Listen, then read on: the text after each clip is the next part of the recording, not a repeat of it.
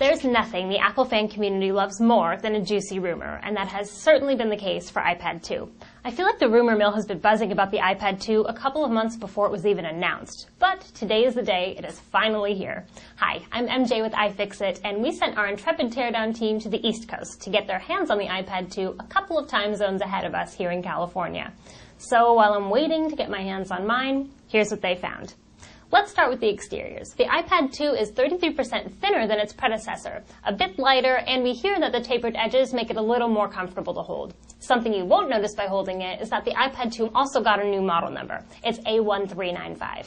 Because of how the edges are tapered, Apple had to switch from using clips to secure the display assembly on to using adhesive, meaning that if you ever need to replace your display assembly, you're going to need a heat gun and a lot of careful prying just to get it off.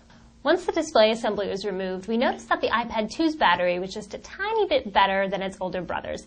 The iPad 2's battery is a 25 watt-hour unit compared to the original iPad's 24.8 watt-hour battery. With such a small difference, it's safe to say that any improvement in battery performance can be attributed to software and other hardware changes. After disconnecting a few ribbon cables, our teardown surgeon was able to remove the logic board with ease. As expected, Apple used its A5 processor, but what we didn't know until recently is that this iteration is a 1 GHz dual-core processor with 512 megabytes of RAM.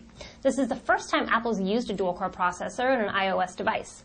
Another thing that's interesting is that the processor in our iPad 2 has manufacture dates of late January to mid-February 2011, making it appear that they were ramping up production right through the very last minute.